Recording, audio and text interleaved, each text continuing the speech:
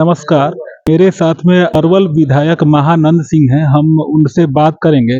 Sir, जब आप लोगों ने एक किसान आंदोलन वापस लिया था, तब उस दौरान केंद्र सरकार ने कुछ आप लोगों से वादा किया था और उन वादों को अभी तक केंद्र सरकार ने पूरा नहीं किया है। उस समय वार्ता हुई थी और वार्ता के दौरान मोदी जी ने स्पष्ट कहा था कि हम ये किसान के जो दो तीन जो कानून हैं, किसान विरोधी तीनों कानून को हम वापस लेते हैं। हमें कहीं न कहीं कुछ कमजोरी रह गई, पश्चाताप किए थे, माफी मांगे थे और उन्होंने कहा था कि किसानों के बहुत सारे जो समस्या है उसको हम तुरंत समाधान करेंगे, जिसमें मुकदमा वापस लेने, मुआवजा देने, एमएसपी को लागू करने और जो किसान के बहुत सारे जो सवाल थे, उन सवाल को लागू करने के लिए सरकार ने वादा किया था।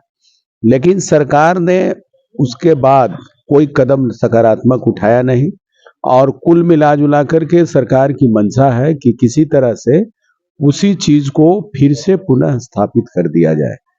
उनकी तो मंशा है संविधान बदल देने का ही, किसान आंदोलन को ही समाप्त कर देने का, किसान आंदोलन को कुचल देने का भरपूर कोशिश की है। सब तरह से बुलडोजर से लेकर के सारा चीज का इस्तेमाल किए, कील ठोकवाने से लेकर के रास्ता रोकने तक का इस्तेमाल किए। तो ये बाबा साहेब के संविधान के दिए गए अधिकार के खुल्लम खुला उल्लंघन है, उसकी हत्या है और ये मोदी सरकार किसान विरोधी है।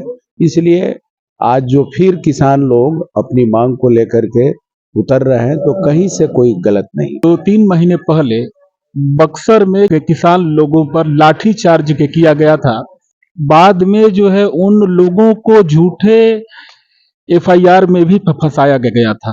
क्या कहें? जैसे ही आप देखिएगा कि यहाँ चुनाव आचार संहिता लागू हुआ, ठीक चुनाव आचार संहिता लागू होने के एक दिन के बाद 20 तारीख को वो तुरंत जो है किसानों पर हमला किया गया। चौसा की ये घटना है और चौसा की घटना में आप देखिएगा कि किसान लोगों के जो मुआवजा का सवाल था, उन मुआवजा को लेकर के धरना दे रहे थे, जबरदस्त उन लोगों की पिटाई की गई, उनके गाड़ियां तोड़ी गई, घर में तोड़फोड़ हुआ, लूटपाट किया गया और इसको लेकर के पूरे किसान आंदोलन के संघर्ष समिति के जो लोग थे, हम समझते हैं कि पटना में भी प्रदर्शन किया। लेकिन नीतीश कुमार जो किसानों की बात करते हैं, आम लोगों की बात करते हैं, डेमोक्रेसी की बात करते हैं, सीधे सीधी भाजपा के नक्शे कदम पर नीतीश कुमार भी यहाँ चल रहे हैं और किसानों के ऊपर दमन का चक्र चला रहे हैं। आखिरी सवाल है, मोदी जी दलित पिछड़ों की तो बात करते हैं, लेकिन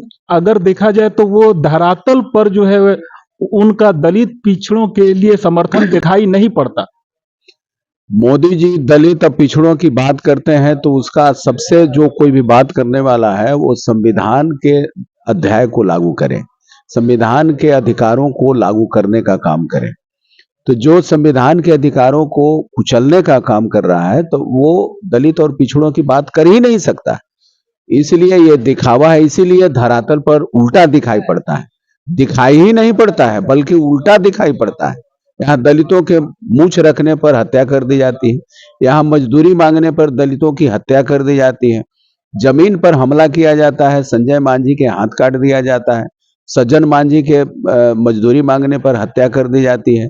दबंगों का अभी भी, जब से यहाँ दबंगों का मंत्री हैं, सब लोग हैं, सरकार में हैं और मोदी जी अति पिछड़ा दलित की बात करते हैं, लेकिन धरातल पर दिखाई ही नहीं बल्कि उल्टा दिखाई पड़ता है।